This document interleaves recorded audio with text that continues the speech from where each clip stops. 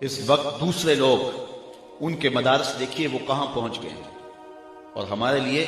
ایک مدرسے کا بجٹ سال کا وہ ایک مسئلہ ہوا ہوتا ہے۔ تو اس لیے ہمیں اس کلچر کو تبدیل کرنا ہوگا اور مدارس دینیہ کی طرف اپنی توجہ کرنا ہوگی۔ ان بے عمل پیروں سے بھی جان چھڑا لو،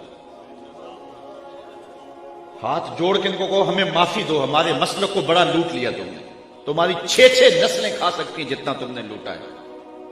اب ہماری جان چھوڑ دو، ہمیں مدارس کھڑے کرنے دو،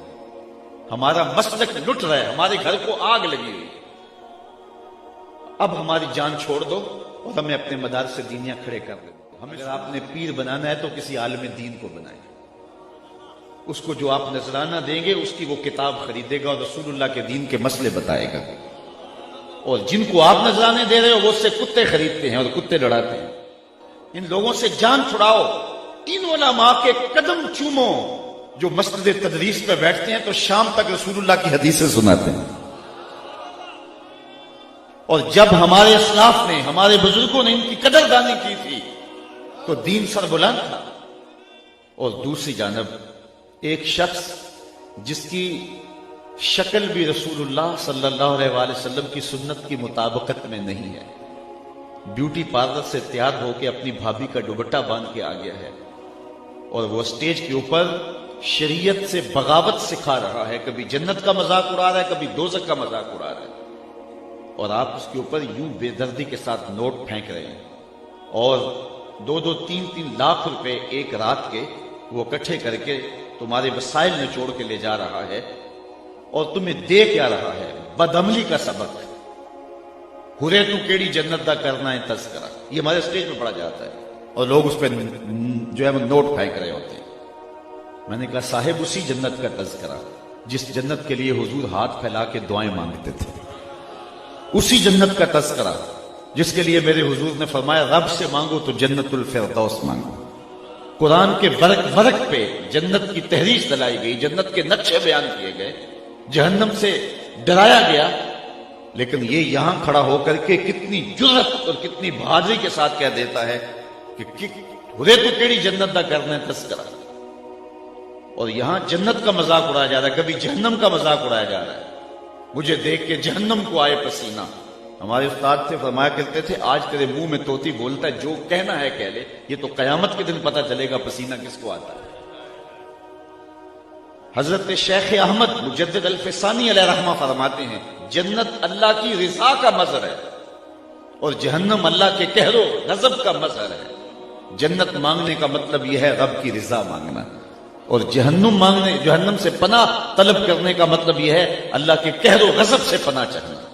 اور یہاں منبر پہ کھڑے ہو کے مساجد کے اندر، محافل نات کے اندر لاکھوں روپے اس کام کے لیے صرف کیے جا رہے تھے۔ یہ گمراہی پھیلانی تھی تو میڈیا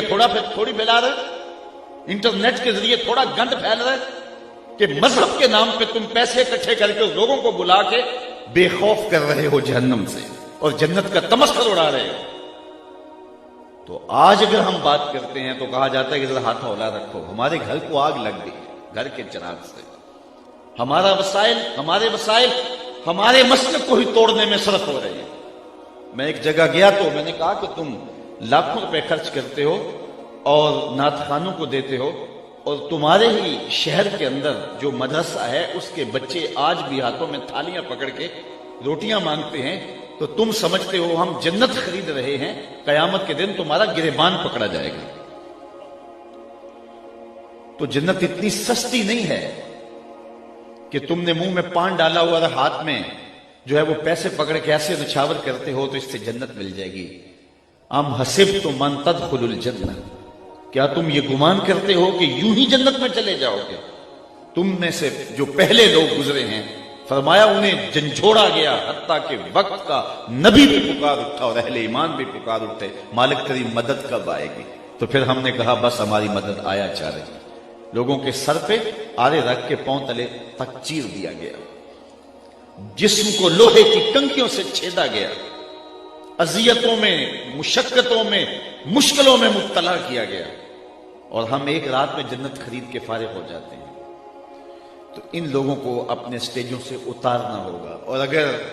میری ان باتوں کو آپ ہضم کر رہے ہیں تو میں ایک اور بات بھی کہنا چاہتا ہوں، ان بے عمل پیروں سے بھی جان چھڑا لو، ہاتھ جوڑ کے ان کو کہو ہمیں معافی دو، ہمارے مسلک کو بڑا لوٹ لیا تم نے، تمہاری 6 نسلیں کھا سکتی ہیں جتنا تم نے لوٹا ہے، اب ہماری جان چھوڑ دو، ہمیں مدارس کھڑے کرنے دو، ہمارا مسلک لٹ رہا ہے، ہمارے گھر کو آگ لگی ہوئی، اب ہماری جان چھوڑ دو اور ہمیں اپنے مدارس دینیاں کھڑے کر دینے دو، ہمیں سکول سسٹم کھڑے کر دینے دو، ہمیں تربیتی کورسز کے لیے ذہن سازی قوم کی کر دینے دو، تو آپ مہربانی فرماؤ ہماری جان چھوڑ دو۔ اگر آپ نے پیر بنانا ہے تو کسی عالم دین کو بنائیں، اس کو جو آپ نذرانہ دیں گے اس کی وہ کتاب خریدے گا اور رسول اللہ کے دین کے مسئلے بتائے گا، اور جن کو آپ نذرانے دے رہے ہو وہ اس سے کتے خریدتے ہیں اور کتے لڑاتے ہیں، سرمایہ بھی ہمارا، اور پھر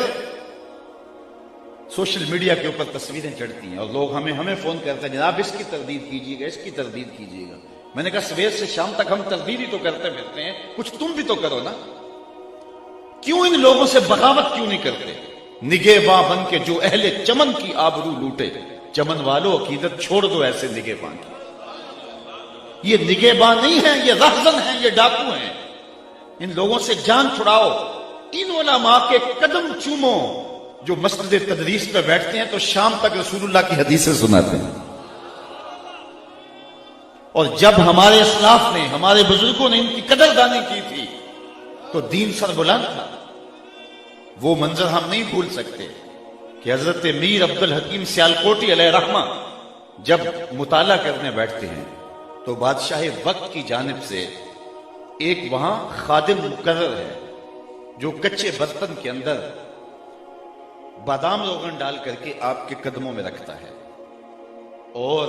تاکہ آپ کے قدم اس بادام روغن کے اندر بھیگے رہیں اور آپ کے دماغ کو تراوت پہنچتی رہے، اور چند دن کے بعد اس بادام روغن کو بدل دیا جاتا ہے۔ تو وہ جو بادام روغن ہے کیا اس کو نالی میں بہا دیا جاتا ہے؟ بادشاہ کا حکم ہے اس کو پیک کر کے میرے گھر بھیجیں، اور جب وہ اپنے بیٹوں کو کھانے پر بٹھاتا ہے تو وہ بادام روغن آگے رکھتا ہے، اس کو کھاؤ، اس نے ایک عالم کے قدم چومے ہوئے۔ جب یہ تھی اہل علم کی قدردانی تو پھر ہم بانک پن پہ تھے، ہم عروج پہ تھے، پھر فتاوی عالمگیری لکھی گئی، اور آج ہم نے، مجھے معاف کیجئے، وہ آج ایک صاحب کہہ رہے تھے کہ لوگ باغی مرید ہوتے ہیں، میں باغی پیر ہوں، تو آج ان لوگوں کی جان چھوڑیے اور ان سے جان چھڑائیے، علماء کی صحبت میں بیٹھیے، اور پھر بالخصوص یہ جو مدرسین ہیں ان کی کفالت اپنے ذمہ لیجئے کہ اللہ تعالیٰ نے ہمیں بڑا دیا ہوا ہے۔ حضرت آپ اپنی فکر نہیں کرنی، یہ ذمہ ہمارا ہوا، آپ رسول اللہ کے دین کا کام کریں۔ اور اہل ثروت کو میں بتانا چاہتا ہوں، جو شخص حضور کے دین کے خادموں کی خدمت کرے اس کا آخرت میں تو صلہ ہے ہی ہے، دنیا میں بھی ضرور اسے ملتا ہے، اللہ اس کو فراوانی عطا فرماتا ہے۔ اس لیے یہ لوگ غنیمت ہیں، ان لوگوں کے ساتھ اپنے تعلق کو مضبوط کیجئے۔ اس وقت دوسرے لوگ، ان کے مدارس دیکھیے وہ کہاں پہنچ گئے، اور ہمارے لیے ایک مدرسے کا بجٹ سال کا وہ ایک مسئلہ ہوا ہوتا ہے، تو اس لیے ہمیں اس کلچر کو تبدیل کرنا ہوگا اور مدارس دینیہ کی طرف اپنی توجہ